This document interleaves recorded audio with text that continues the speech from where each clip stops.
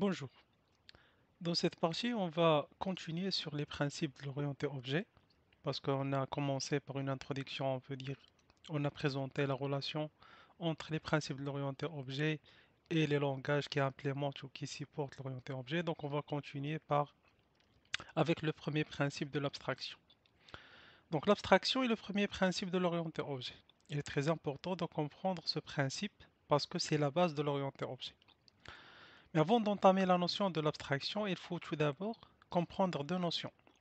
La notion de la généralisation et la notion de spécification.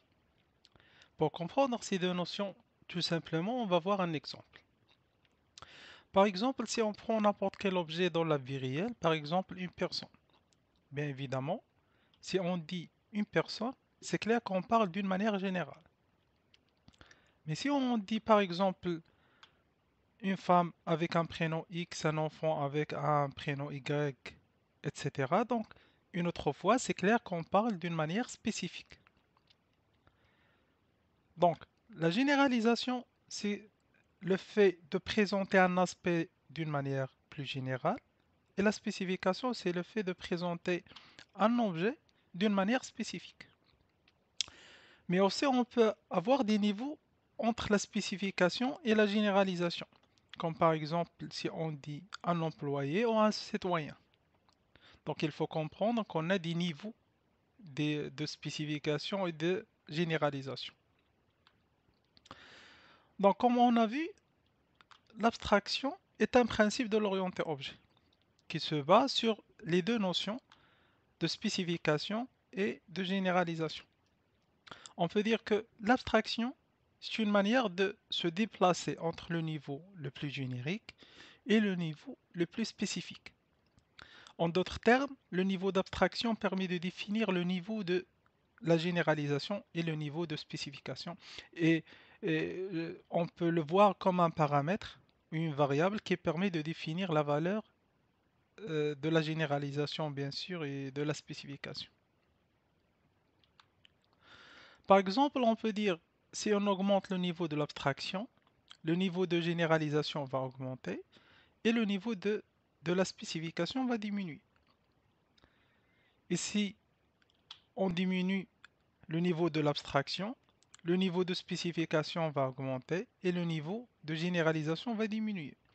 Donc on peut imaginer l'abstraction comme une manière de paramétrage, c'est-à-dire paramétrage de la généralisation et de la spécification. Ou bien sûr un paramètre de passage entre le niveau générique et le niveau le plus spécifique. Donc après qu'on a compris la notion de spécification, généralisation et le niveau d'abstraction, et on a compris que l'abstraction est le premier principe proposé bien sûr par l'orienté objet. Donc pour appliquer ce principe de l'abstraction, on utilise la notion de classe et la notion d'objet. Pour le moment, il faut comprendre ces deux notions parce que ce sont les deux notions de base utilisées dans l'orienté objet. Je peux dire comme un outil pour avoir les différents principes. Donc une classe va permettre de présenter un type abstrait en définissant les deux parties, la partie donnée et la partie comportement. La partie donnée, ce sont les variables, par exemple des entiers, des chaînes de caractères, etc. On les appelle dans le jargon orienté objet des attributs. Et la partie comportement ou traitement, ce sont l'ensemble des fonctions, mais une autre fois dans l'orienté objet, on dit pas fonction, mais on dit méthode. C'est-à-dire on a des attributs et des méthodes, c'est-à-dire des variables et des fonctions. Mais dans l'orienté objet, on les appelle des attributs et des méthodes.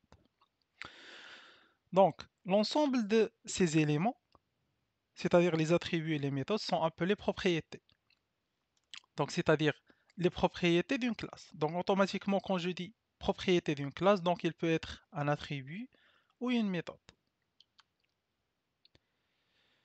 Donc, comme on a dit, une classe va permettre de présenter un type abstrait qu'on peut utiliser pour avoir des instances, c'est-à-dire des objets. Donc, cette opération d'instanciation permet d'avoir des objets réels entre une classe, c'est-à-dire à partir d'une classe, c'est-à-dire on fait des spécifications à partir de la généralisation. C'est-à-dire qu'on fait un paramétrage de la généralisation. C'est le fait, bien sûr, de construire tout simplement un objet à partir d'une classe. Et bien sûr, une classe, comme on a vu, c'est une combinaison des données plus un comportement, c'est-à-dire l'ensemble des méthodes ou l'ensemble des instructions qui sont au niveau de la classe. Automatiquement, après l'instanciation, on va avoir un objet avec un comportement bien sûr et avec un état. Parce que normalement, les données qui sont au niveau de la classe ou qui sont définies au niveau de la classe seront instanciées ou seront initialisées, c'est-à-dire avec des valeurs. C'est-à-dire tout simplement quand les données euh, seront instanciées ou initialisées dans des objets, on dit qu'un objet est là un état. Donc, c'est-à-dire que les différentes valeurs des attributs qui définissent l'état de cet objet. Donc il faut comprendre on peut dire, cette différence entre une classe et un objet. Une classe, elle contient la structure des données, plus le comportement, et un objet, il contient les données initialisées, c'est-à-dire avec des valeurs réelles, avec la partie comportement, c'est-à-dire avec les différentes méthodes définies au niveau de la classe.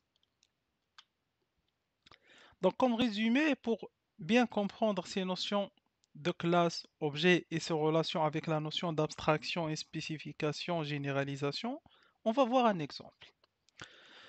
Donc, par exemple, dans la vie réelle, on a une personne. Donc, comme on a dit avant, une personne est une indication, ou est une notion, on peut dire abstraite ou générale. Donc, pour présenter cette abstraction, on utilise une classe, par exemple, qui s'appelle personne. Et comme on a vu dans une classe, normalement, est construite par une partie donnée, c'est-à-dire les attributs, une partie comportement, c'est-à-dire les méthodes. Donc, par exemple, pour la classe personne, on présente ces éléments. Bien sûr, ça dépend des cas, ça dépend des besoins. Par exemple, on peut dire que pour la partie donnée, on a du nom, prénom, date de naissance, et dans la partie comportement, on a besoin de méthodes. La première pour calculer l'âge, par exemple, et la deuxième, c'est pour récupérer le nom complet, par exemple. Donc, si on fait des instances de cette classe, c'est-à-dire l'équivalent en vie réelle, c'est d'avoir des personnes spécifiques, on va avoir des objets ou des instances de la classe personne, c'est-à-dire un ensemble d'objets ou d'instances qui se basent sur la classe personne, mais avec un état spécifique, mais avec le même comportement, c'est-à-dire avec les mêmes méthodes. Bien sûr, l'état, c'est l'ensemble, comme j'ai dit, des valeurs qu'on attribue à chaque variable. Donc, c'est nous qui définissons l'état initial d'un objet en définissant les valeurs des variables d'une classe. Donc maintenant, après qu'on a vu le premier principe, bien sûr l'abstraction, on va passer au deuxième principe, qui est l'encapsulation. Donc pour la prochaine vidéo, on va entamer ce principe. Si vous avez des questions, vous pouvez les laisser en commentaire. N'oubliez pas de s'abonner pour recevoir les nouvelles vidéos qui seront publiées dans cette chaîne. Et à la prochaine.